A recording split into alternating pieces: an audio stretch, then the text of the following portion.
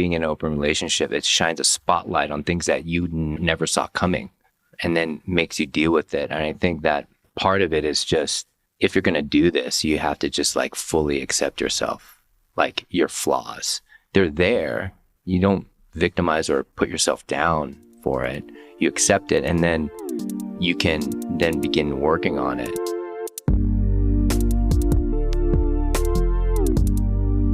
Hi everyone, welcome to Polycurious. I am Fer, relationship coach and host of this podcast, and today we have part 2 of my conversation with A and J.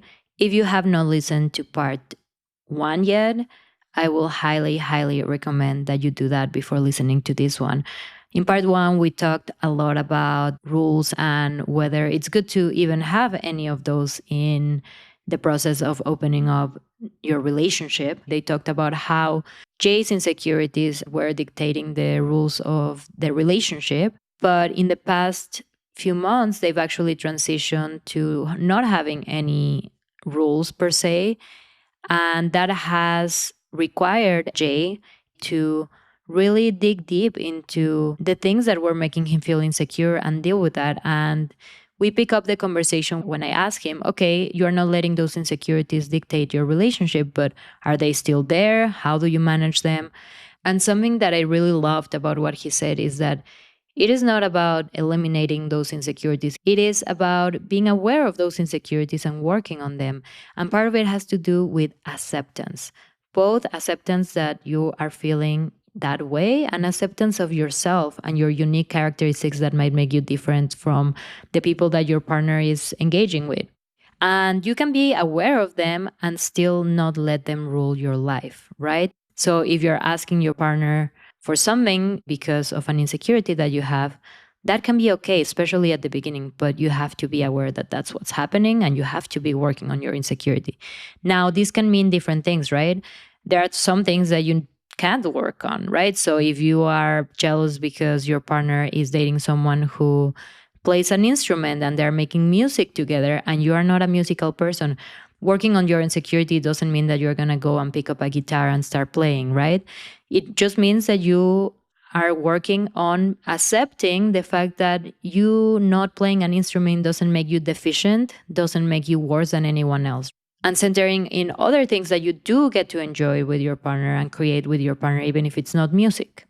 However, in other cases, those insecurities are things that you can work on. So Jay talks about how having sex with younger men exposed the insecurities that he has around his body and how he looks and his age. So non-monogamy has actually contributed to his desire to work on that. And now he's been going to the gym and doing a keto diet. But what's important is that it's not about Jay thinking, I need to look like A's partners, right? It shouldn't be a comparison. You shouldn't try to be like someone else. But if non-monogamy reveals that there's something that you feel insecure about, then you can definitely work on it if you want to, while also being gentle with yourself and being okay if you are not at the point where you want to be, or if it's really hard for you and maybe you'll never get to be the ideal version of yourself. And that's also fine. And I think it's about accepting all of ourselves.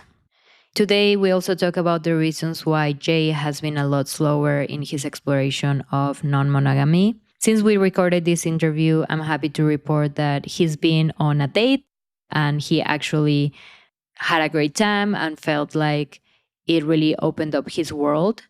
However, he never pushed himself to do something that he didn't feel comfortable with. And part of it was because of his religious upbringing and having to learn to let go of that. So I think A and J are just a good example of how it's okay to go at different paces. And each person is in their own process of non-monogamy. And there's no point in forcing yourself to date other people just because your partner is doing it. It needs to feel right and aligned for you. And also, if it's not right and aligned for you, that doesn't mean that it's not right and aligned for your partner. And it's not about judging what the other person is doing. It's about talking about the ways in which you can reach agreements. And that might take time. And that's okay. And it's okay to restrict yourself a little bit at points or restrict your partner. But it needs to be an ongoing conversation and there needs to be progress in the name of each of you living your most authentic lives. If there's someone that comes to mind as you listen to this episode that you think might benefit from it, make sure to share the podcast. There's a lot of people who need this information and these resources.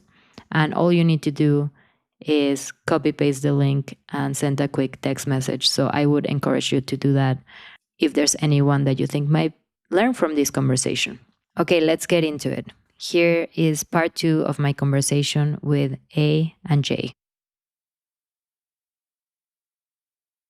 What you're saying a little bit with the rules and the judgment is, instead of dealing, for example, with the fact that I feel insecure because I'm aging, I'm just going to say that she can't have sex with people under a certain age because it's quote unquote wrong, right? Or whatever it is. But any tips? Because what you're talking about is, I think, everyone's challenge in non-monogamy. Okay, this is exposing, for example, that I have insecurities about aging and I'm having these feelings and I don't want these feelings to restrict my partner. Are those insecurities things that you're still dealing with? What has helped you feel better about it? Because it sounds like even though I'm sure there's still insecurities and things, you are in a much better place than whenever it was that you were like, okay, let's not do it. This is too complicated. Yeah, like, it doesn't sound like, a year ago, it doesn't sound like it's that complicated anymore. So any tips for the listeners who might be facing these insecurities within themselves? Take it at your own pace. The way I think about it is like, there is this dinner table with all my different personalities, insecurities, confidence, like all of that. And knowing that these guests that come to dinner, these other versions of me, they will always be there. But I get to choose which one gets to lead the conversation. And for me, it was the insecurity, these other things that I just gave the floor to. And I was like, wait, I don't have to give the floor to you. You can be there.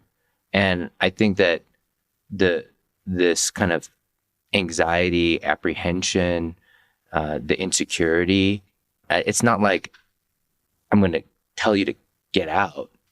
You are part of me. You helped me probably at a certain moments in my life beforehand, but you're not serving me right now. Because what I want to do is have a deeper connection. That's my number one priority with her. And so I'll hear you and I'll hear your issues. So it's not creating a tension where I'm trying to deny it, because that is what pushes me into the rules, not having to deal with it and just denying it. So you're welcome, but you don't get to lead the conversation. So I'll listen to you and embrace you.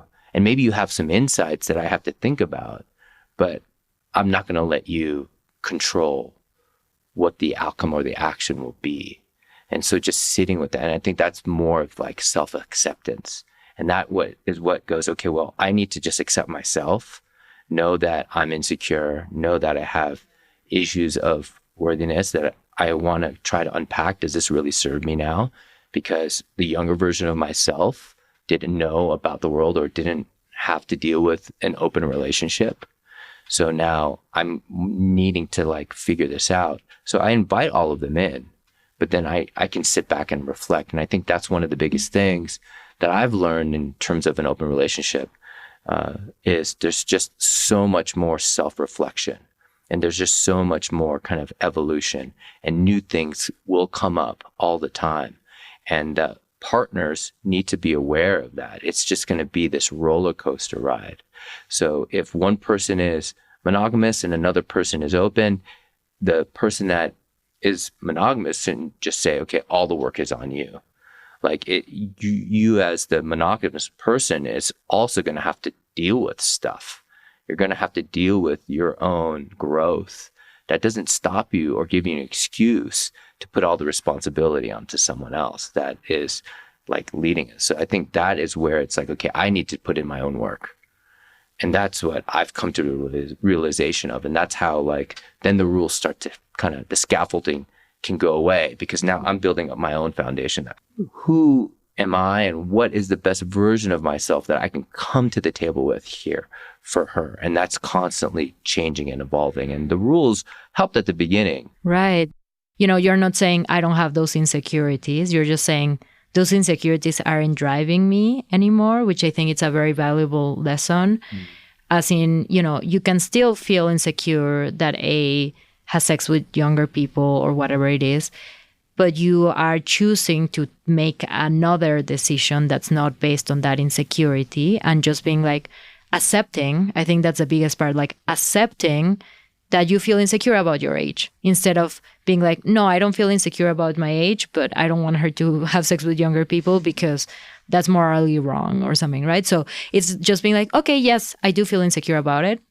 And you know what? I'm going to choose to make a different decision. And I'm not saying, again, if like you feel insecure about it and the decision is like, no, that really, really makes me feel insecure and that's really important to you. There's also nothing wrong with if your partner agrees with it, of having that rule or that agreement rather based on the insecurity. I don't think that you should always act as your ideal self, because sometimes you just have to admit that that's not where you're at, and that's also fine. But I think that if you're able to put that insecurity aside and choose to do what aligns more with your values or with, as you were saying, showing up for your partner, not thinking so much about your insecurities, but thinking about like where your partner is coming from, that can be very helpful while still feeling it, right? But I'd be curious to hear, like, does it get easier? Like, do you feel less insecure now, or do you just feel like you've gotten to,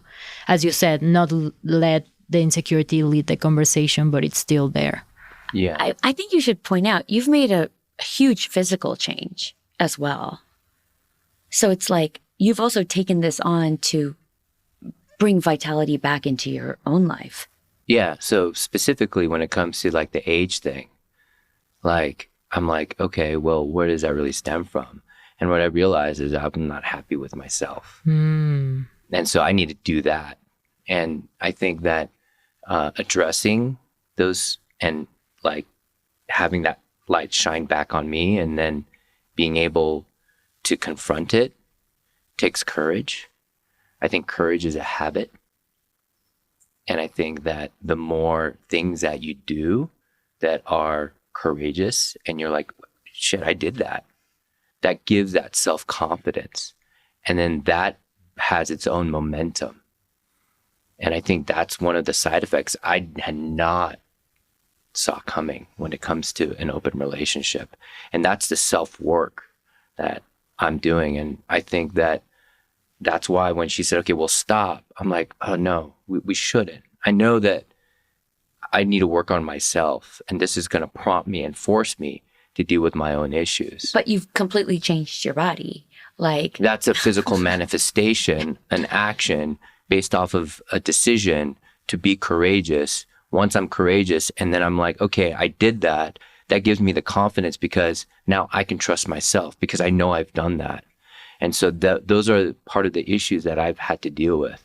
And then I'm like, wait, I can trust myself.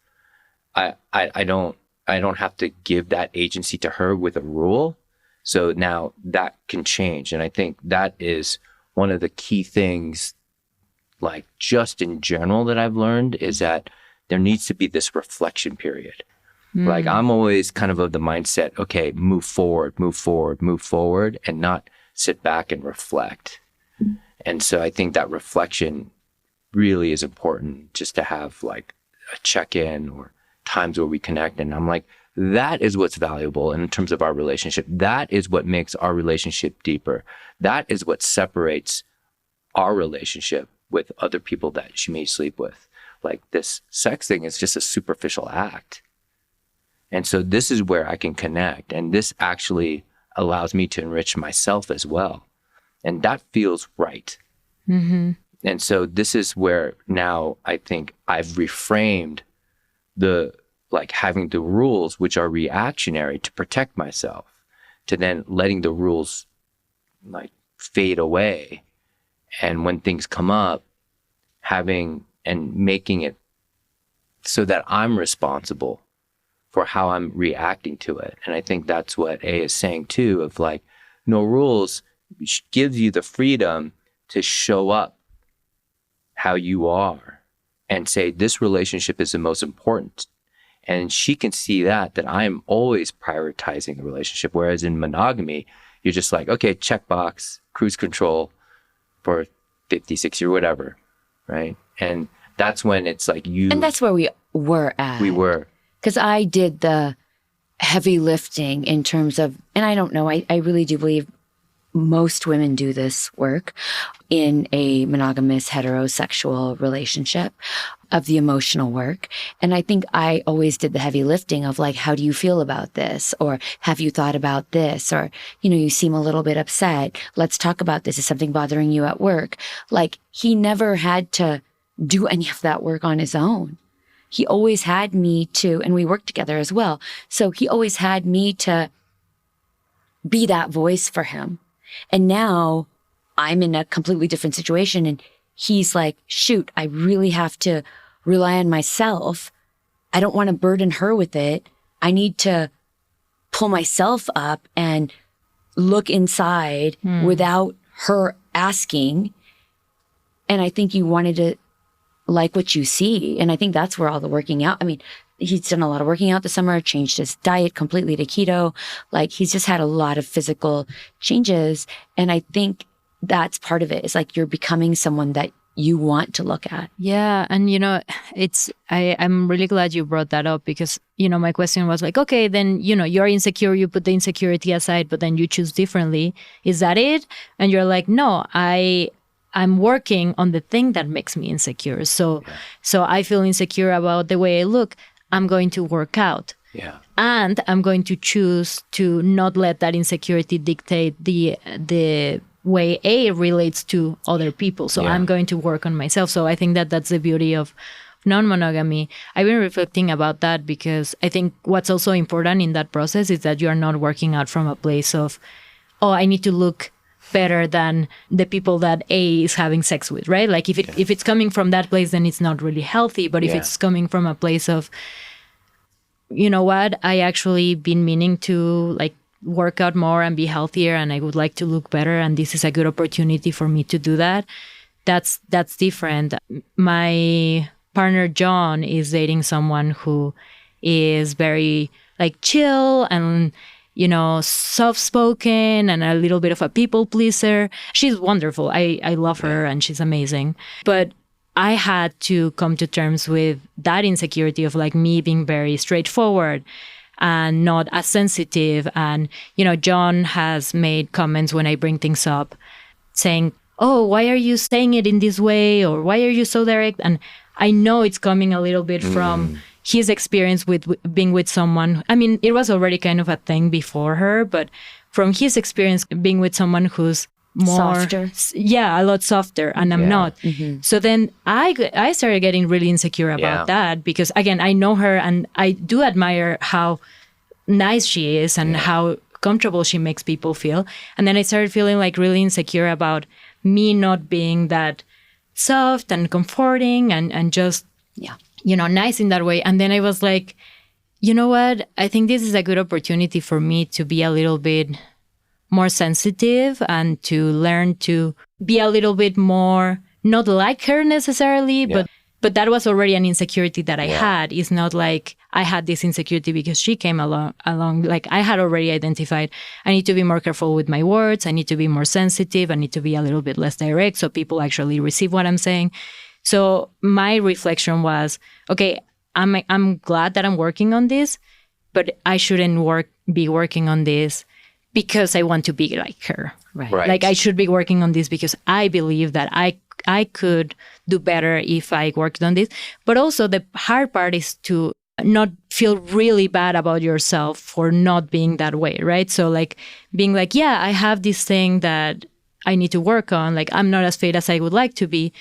But not being like, I suck because I'm not fit and this other person is better or whatever, but also to be able to realize how, even the thing that you are working on or the thing that you are different from the other person, you also have like positive things. Like your age has positive things. Like you have experience, you have like know how to use your body better in bed because you've had like more years to figure that out, whatever. Yeah. And you would like to look younger, right? Like my directness and my way of communicating can be really great because I really know how to speak up. And actually, John really admires that I live so authentically and that I speak my mind. And also, I could be more sensitive about how I approach things, right? So I think that in this process of opening up a relationship and having to deal with those insecurities, it's important to understand that you are a human with complex and very specific characteristics, and some things are good, some things are bad, some things are gray, and you can work on those things without feeling like you are worse or better than someone else. I think there's this, and this is why, like, being in an open relationship, it shines a spotlight on things that you never saw coming, and then makes you deal with it. And I think that part of it is just, if you're going to do this, you have to just like fully accept yourself, like your flaws. They're there. You don't victimize or put yourself down for it. You accept it, and then you can then begin working on it. So, like, for example, last night we went to this goth EDM show, and we were running a little bit late. And so I was going to wear this like fishnet see-through top. And, I have this like body insecurity. And I was like... Which really, even before you started doing keto and working out, you still had an amazing body. I just don't want to make it sound like you went from not having a good body, because I never understood why he had body insecurity. But we all have our own things, right? You both look amazing, in case listeners were wondering. Well, I think that, like, this is another thing I'll just briefly mention. There's like this whole, like, I think now with men in general society, like, which was different than like 30 years ago, there was this like beauty standard for women, but now like culturally, there is definitely a beauty standard for men. And I think that could be issues, and guys don't talk about like body dysmorphia as much and like body insecurity. So that is something that, like, culturally now, just when you look around, shirtless guys, if you go to the park that we're at, all these shirtless guys are like so fit, especially I think maybe it's even more so in like Denver than other parts of the country.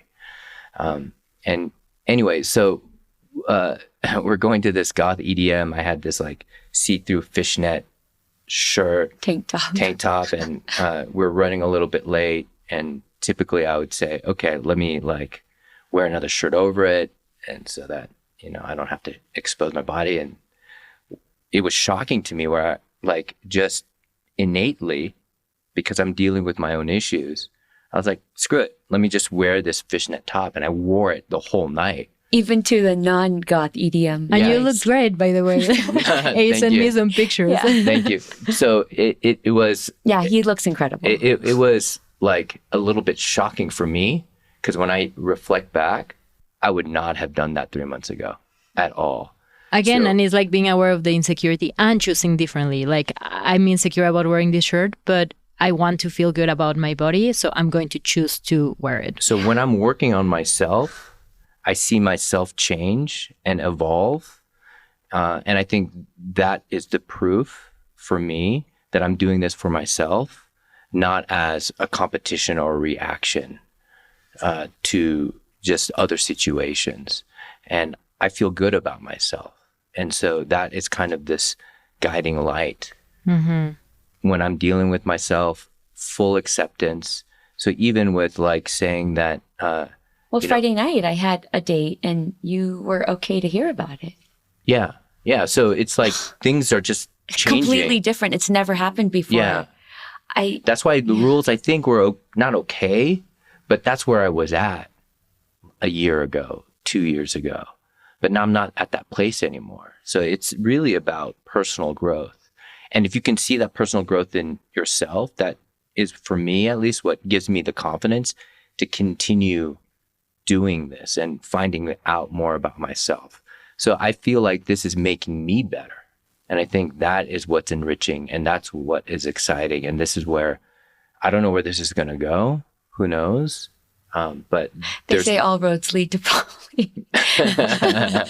That's what they say from the beginning. All roads lead to poly. I don't know if that's true, but Yeah, actually, maybe let's touch on that because I mean, I love that we've gotten so deep, but I think listeners might be wondering, like, what's your non-monogamous structure, right? Because I think you went to that sex club. Yes. So you have seen each other having sex with other people. Yes, so you have done that in that context. Yes. But also after that, you travel a lot. So most of your non-monogamy was when you were traveling. Yes. But as you were just saying, you just went on a date on Friday, so you changed that. So I know that you were both playing at the sex club, and then A would mostly have sex with people when she traveled. Yes. And mostly in a casual way. And I think that's still the case, right? Like your connections with other people are mostly sexual. Yes. Sexual and friendly. Like really, I'm in this for the connection. And that's something that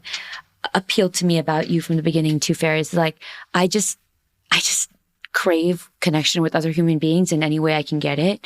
And this is just another way for me to get it. And because of my hypersexual libido at this time, it's just a perfect mix. It's a new way for me to explore connection with other people. But yeah, I don't have, like, I'm not really thinking about them in any way other than I hope they're okay. Like men that I've slept with or women that I've slept with. All I think is like, I hope they're well, but it's not like I have an emotional, like connection to them. But if they reach out and, I'm happy with the friendships. And we talk about this sometimes with being a woman. I can say to men like, hey, I'm not looking for anything, or I'll never be your girlfriend, or we're not going to text. Like, I can say all that stuff and the guys are like, okay, cool. But then we have that conversation a lot with Jay, that he says like, I can't just say that to women. I can't just be like, I'll never be your boyfriend. Don't text me. Well, like as an older man, especially if it's a younger woman, and I'm like, we're just going to do this once. Don't talk to me. Don't text me afterwards. And we're done after this. I'll never be your boyfriend. I'll never be your boyfriend. Like, this is not going anywhere. Just know that from the beginning. Like, I know, it's so interesting. It's a different dynamic when an older man would say that to a younger woman. And so this is where it's like there's societal constructs. It's like, that's not fair. Yeah. You would tell me it's not fair. Yeah, but that's what I really appreciate about the sex club, actually. It's really interesting and really insightful for me because you're there at a sex club, so everyone knows that sex is on the table. But because you know that sex is on the table, you can actually literally there's sex on the table. you can. There's this really interesting new type of connection I can have with women because I don't have to think, oh, in the back of their mind, is this guy hitting on me? And I don't have to think, okay, I don't want to be a creep. So then I know you're hitting on them. So if I do, they're like, totally, that's fine because that's the context of that's happening. And actually, I can have a decent conversation with a woman. Like that whole aspect of that was something that I didn't know that was really appealing to me. And I guess there's this whole kind of, I don't know if you call it the feminine side or that emotional side that is like, as a guy, you're supposed to suppress that. And that's something that's deemed as weak.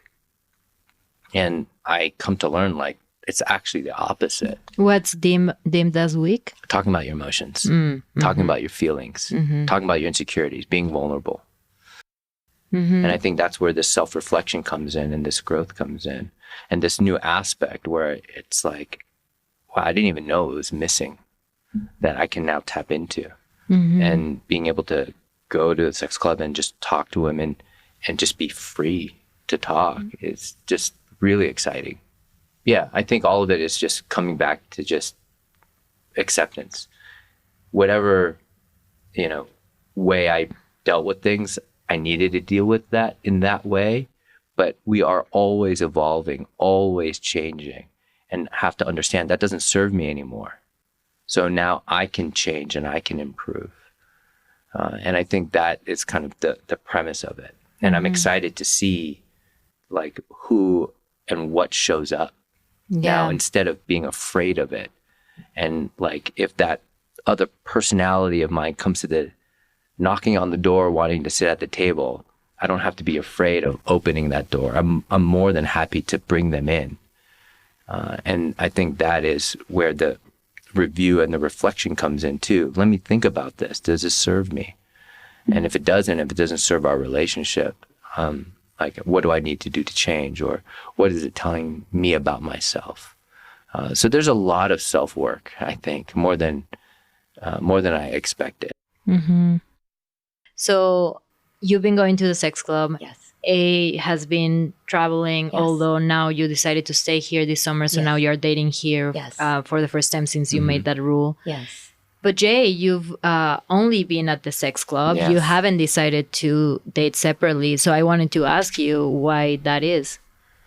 I'm still trying to figure out what I want, because, going into a relationship and being monogamous for a long time, like, we got together before there were apps and all of that, and I never had to think about any of that. So I kind of turned that off, and would think that, okay, I am needing to be in this monogamous relationship. I can't have those thoughts. So even if they would come up, I would just not think about them. But now I'm letting them in, and I'm like really figuring out, okay, well, what do I want? What do I need? What does really attract me? But you are going on a date. I am. Yeah. I am. I'm a little nervous. I don't know how to be single guy, like. But you're not. I'm not, but you know what I don't have to mean? be a single not, guy. Not a single You can be a guy, married but guy on a like date. know how to like flirt, know how to like, be attractive because as a guy, again, this is just conditioning, just like decades and decades of conditioning. I don't want to be a creep. So I never let that flirty side or that part of me out. So I don't know how to do that. And so I'm embracing it and coming to terms with it. And so I think that's why I'm taking it slow, and I'm okay with taking it a little bit slower. Yeah. Yeah. And I'm glad that you are listening to yourself and taking your time. And, when it happens, you'll feel right. You're not. And that's another thing I admire also about Seth, that he's not like, oh, Yeah. my partner is dating all these people. I should be dating other people because otherwise I'm not as much of a man, because, why wouldn't I want, what we were talking about earlier. That I think is real confidence. Yeah, no, it's really impressive. So tell us about this potential date that's going to happen, sounds like. So we met this couple early on when we started going to the club. And A has been in contact with them. Like, for me, just in general, I'm not into like social media and texting and all of that, but A is a little bit more into it. And so she's really good at keeping up relationships. But that's also been my job in our relationship. Like, when you're coupled, like, there's things that he's in charge of, there's things I'm in charge of. Yeah. And so he's never had to develop that muscle of like keeping a social calendar or making friends. Yeah, same here. I'm like the one who's like, here, all the friends. Right. Yeah. Become friends with Seth. Exactly. Yeah. Same. So it's Yeah. always been that Yeah. way. It's like, here are all our new friends now, and Jay, go be friends with those people. And he'll say, okay. And so he's just never done that. Yeah. He's just never had to have Yeah. And so now it's like, no social media, no texting. He's now having to like ask someone out on a date. Yeah. So actually it was this morning that like I said, okay, like we had this, like, let's do it. Like, let's do Well, this. she asked me, like, Yeah. would Jay want to go on a date with me? And so I asked Jay, do you want to go on a date with her? And he said, yes. I said, okay. But then I didn't set the time. didn't I wasn't leading it. he wasn't leading it. And she said to me, like, look, if he wants this, he's going to have to do it. And I said, 100% yes, you deserve that. If he wants it, he's going to have to do it. Like, we're not going to just make the whole date for him. Like, she needs to feel desired.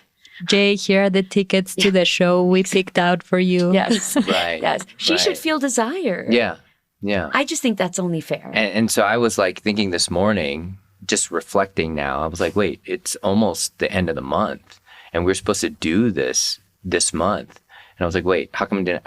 Oh, shit. Like, I'm the one that's supposed to like set it up. And I'm like, wait, what? And so this morning I texted and I said, okay, let's do this. How about this date?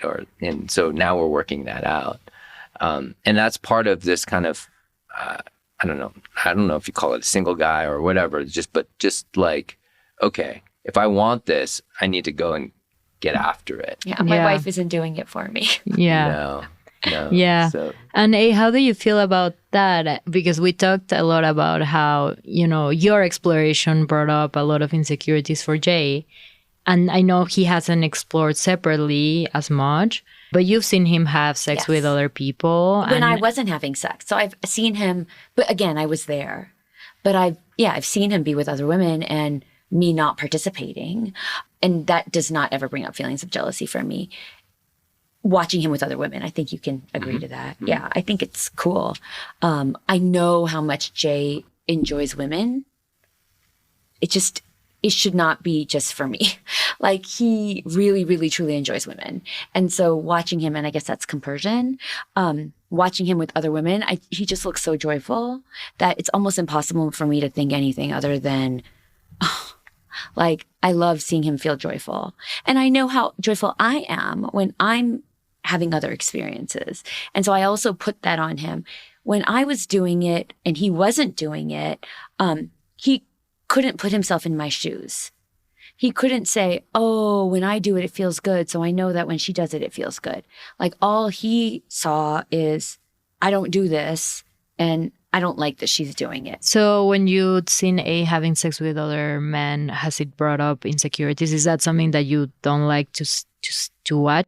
So what I've come to learn is that there would be, and we were talking about this the other day, A and I, in terms of how do I confront my own like jealousy. And what I've realized is that, and I didn't even really understand that it was envy. I didn't even understand the difference between jealousy and envy. And that's where it's like opening up the relationship brings out the spotlight.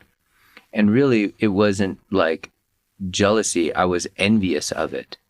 And why am I envious of it? And continuing asking myself why, always. So you were envious as in you wanted what A was having? Because that's how I understand envy as opposed to jealousy. Yeah. I want that too.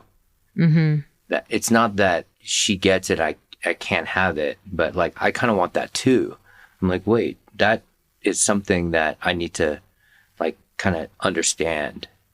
So like resentment more, that you want what I'm doing with that person, or if I'm enjoying I want to be able to have that experience too. Mm-hmm. And A has been saying, and she came to her own conclusion of like, he's not going to really understand unless he has that too. Yeah. And so I was like, oh wait, yeah, it's this envy.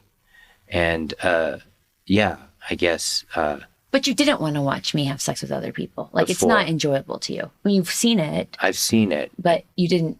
And then afterwards, I'm reflecting on it. And it's just like, oh, I want that too. And I see how much compersion she has for me. And so I can trust that. And she tells me that. And she does a really good job of communicating that to me. That really helps me with my own insecurities and my feelings of worthiness or trust. Communicating what? That she wants that for me, and she likes that she can watch and that I have joy. And I'm like, yeah, I never really tapped into that kind of fulfillment before, because in a monogamous relationship, having those thoughts are threatening to the marriage. But now that is off the table, I can explore that. And what do I want? Who am I attracted to? What kind of connection? So it helps you not to feel like you're doing something wrong when she's like, oh, I'm so glad you had a good time with this lady or whatever. Yeah. And so it's interesting because, yeah, I guess I do love women. Yeah, he loves women. I do. And I that's a side of me that I guess I suppressed. Right. I had to trade it in. Right. In a monogamous relationship. So again, that's probably also the religious upbringing of, even though obviously she's okay with it, you're at a sex club, or that's what you're there to do. If you have sex with, or when you have sex with other women, there's still a part of you that's like, like I'm doing something wrong. So then A, being like, I'm so glad you had fun, like helps you being like, okay, I'm fine. I'm not doing anything wrong. And actually I can lean into that. I can lean into my desire for other women without feeling shame about it. But it sounds like there's still some residual shame there. Oh yeah, absolutely. There's always going to be, I think, echoes of that. And I just have to like know that. And how do I deal with that? And how do I navigate that so that shame isn't the overriding voice? I don't think it will be. I just have a really strong feeling that the more he's with other women, the more he's going to discover who he is, because we have such a code between us and, you know, shorthand, and he doesn't have to grow in some places, and he's overgrown in other places.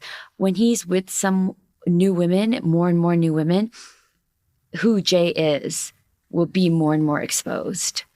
And I can't wait for that, because I think what you're gonna find is that you are amazing and desirable and wonderful and funny and smart and all the good things, because I feel that way when I'm on my dates.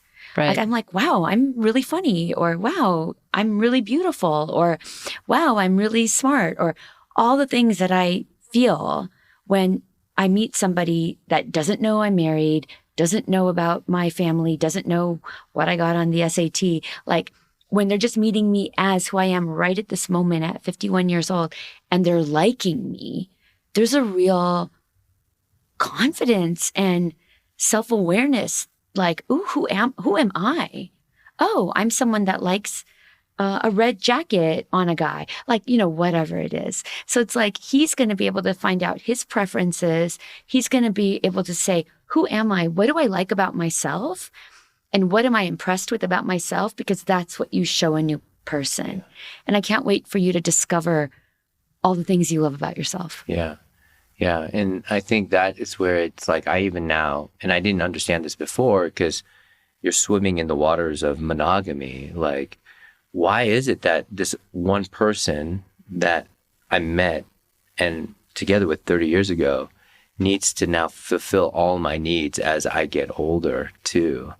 And that's just not fair. And so I don't want to put that on her.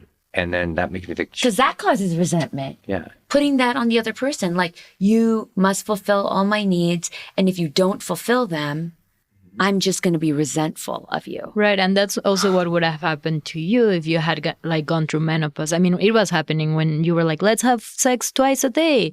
And Jay was like, no, you would have been like resentful. Yes. You know, that you couldn't have as much sex as you wanted. Yes. Whereas now, you know, it's not like you are neglecting your relationship, your sexual relationship with Jay. You're just getting the extra that you need elsewhere, you know? Yes. And I do need it. Like I said, you know, I always say I have a PhD in monogamy, and Jay tells me that I'm really like a tenured professor in monogamy. I think we both are. Yeah. You know, we did it for so long, and we did it right, whatever that means, quote unquote. We did it without cheating and remaining faithful and remaining in love. Yeah. I don't think there's a day I didn't think I'm obsessively in love with him, which I still am.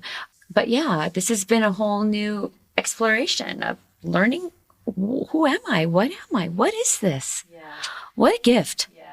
Well, it's really interesting. Also, we started off talking about also being okay with the differences between your desires and your feelings. And it sounds like you don't have as much jealousy, but also you haven't really been tested. I haven't been tested. So I'd be really curious. But, well, it sounds like at the very least, like when you see Jay having sex with other women, you don't feel the same way Jay feels like when he sees you having sex. That's not my threat. My threat is not physical desire, him desiring somebody else physically, because, you know, we have a great sex life, and Jay has always desired me. So we're not coming from a dead bedroom. We're not coming from a situation where there's anything lacking in the times that we are together in our lovemaking. It's very satisfying and fulfilling. But I also, in the same way you were talking about being a bit too straightforward or assertive about your desires and wants, I'm that way. And my insecurity would be that he would meet someone softer, gentler, more willing to just like put his head in her bosom and like cradle him while he's crying. And I'm not that girl. And that's where my insecurity, I think, is going to be at peak. Fear. And also somebody smarter than me. Like, you know, yeah, like I'm not very good at math and Jay's an engineer. And so he does meet women who are also engineers. And I'm like, oh, like, I don't know how to do that. And Jay gets frustrated with me where he thinks something is logical and makes sense. And I'm like, no, it doesn't make sense to me. I'm seeing it this way. And he's like, so I think he's going to meet someone more logical than me. He's going to meet someone that's more analytical than I am. And he's going to meet someone, it's all made up stuff in my head. And he's going to meet someone that's like a Mother Earth and like in a flowing gown with a flower headdress and holding him in her bosom. And that can't be me. So that shows like more than anything, her insecurities. Yeah. And so she has to like confront those and deal with that. And that's this whole thing about how it shines a light on all aspects of your life, where monogamy is kind of easy. There's things that you don't have to like deal with. Yeah. There's people who say, oh, there's issues in monogamous relationships, there's issues in non-monogamous relationships. I'm like, bullshit. Yes, there are issues in both relationships, but polyamory, non-monogamy definitely is not that it has more issues per se, but it's definitely more work. It's you definitely have to talk about it. It's more uncontrolled exposure. Yeah.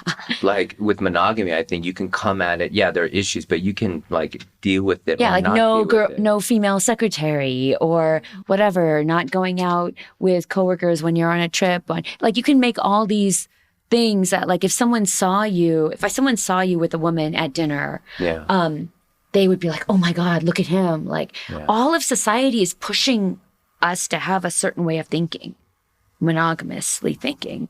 And when you're supported by society, it's very empowering. It is. Everywhere you look, people clap when we tell people like, oh, we've married 25 years. Oh my God, that's so amazing. They don't ask us the quality of our connection.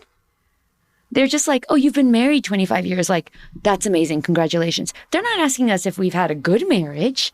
Like, none of that matters. All that they're celebrating is that two people are saying that they've been married for X amount of years. Yeah. And that's enough. Yeah. You know what's interesting too? I was reflecting on it because one of the most popular episodes from my podcast, the title is Opening Up After 2 Decades Together. I was thinking like your episode should be Opening Up After 3 Decades Together. But I think people were drawn to that because there are a lot of couples who have been together a long time and actually have a really good relationship. And they open up the marriage not from a place of wanting to fix it necessarily, but yes, from a place of like wanting to continue to stay together while continuing to evolve as people. So I think in a way, non-monogamy helps couples stay together. Often, not always. It sometimes breaks couples, but in those cases, I think there's a lot of couples like you that open up late and then all of a sudden feel more connected, not less, and have a better relationship because of non-monogamy and can be together forever because of non-monogamy, you know? When you have a mismatched libido, I really don't know. That's a perfect example of having to open up really to stay married. Like, I needed more sex. He needed the amount of sex that we were having, which would be perfectly normal for most people. But now I was like in hyperdrive. And he's seeing that someone he loves has these urges and needs that are too big for him alone to manage at this time. And so I think this was like, I think we had to. I mean, I can't imagine we wouldn't be together, but I wonder if it would have been marriage in the way we had always been married, because my hormonal desires are so counterintuitive to me at this age and make no sense to me. Yeah. And I want you to be happy. Like that's the number one thing. I mean, our relationship is the number one priority for me. And I don't want to stifle her. And so, yeah, I don't know where this is going to go. This is continuing to unfold. Who knows where it's going to go? But that's why, for me, having to like say, okay, let's have this open relationship, I had to like deal with all this like religious baggage that kind of was in the way to ultimately going, okay, I want her to be happy. That's my prime motivation. And that is what is driving me to like work through this as well. And that is why I want to do this too. So it's because I love her. Yeah. And so, but I didn't expect it. Yeah. I didn't expect all this stuff. Yeah, it took a while to realize what you needed to do to love her better. And, but it sounds like you are doing great. And thank you so much for sharing your journey. Last question. What would you tell to a polycurious person? Good question. Someone who might be new to this journey, maybe even yourself a couple of years ago, what advice would you give them? Go at your own pace. I like that. Be kind and gentle with yourself and expect the unexpected. And just, I think it takes a lot of review and reflection because it's easy to kind of have false motives if you're not willing to really look at yourself. And it's going to just, you can't avoid yourself. And in this whole thing, you're going to get in your own way. And that's okay, but understand that. And there's no like set playbook or rule book. I was asking a bunch of people, how are you doing it? Because maybe I can find someone, because there's no books, movies, anything, references to go by. I think the podcast is really one of the few haven't read things. them. You're starting to read them. I'm starting to read some. There's a lot of books. Okay. Not movies, but books and podcasts. Yeah. And so I think podcasts are the easiest to like grasp. Be open to however it unfolds for you and your partner, or if you have multiple partners. And it's going to be different for everyone, but this is, I think, just part of living and living a full life, your true, authentic life. It's going to bring up a lot of stuff, good and bad, or not bad or good, but like exciting and things that, are difficult to confront. Yeah, beautiful. And it's quite a journey, but it does help you grow a lot. A lot. Which I try to remind myself when I'm like, oh, it's a lot of work. I'm like, okay, but I'm becoming a better version of myself. Yeah. And with that, kind of going along with what you just said, is you're going to meet new versions of yourself, because the person you are with your partner, like the person I am with Jay, that person isn't always showing up in my connections with other people. So being able to meet that person that's with different people that have had different life experiences, that I get to have new stimulus and new reactions. Who is that version of me? And then bringing that person back into my marriage has been really fulfilling. And it's almost like getting a second life. And how awesome is that? Yeah. Beautiful. Yeah. We wrap up. No, thank you for having us. Yeah, thank you for having us. I'm really grateful and appreciative that you do this. Because we've learned a lot, and it's helped us on our journey. Yeah. Thank you. I'm sure people are going to learn a lot from this one in particular. So thank you for also providing that wisdom and opening up yourselves to this, so other people can learn from your experiences. Yeah, we've learned a lot. I mean, to every single couple that's been in this spot with you, like, I have so much gratitude. And for you, of course, we've learned so much. Like, I really am hopeful that people can learn from us. Yeah. They will.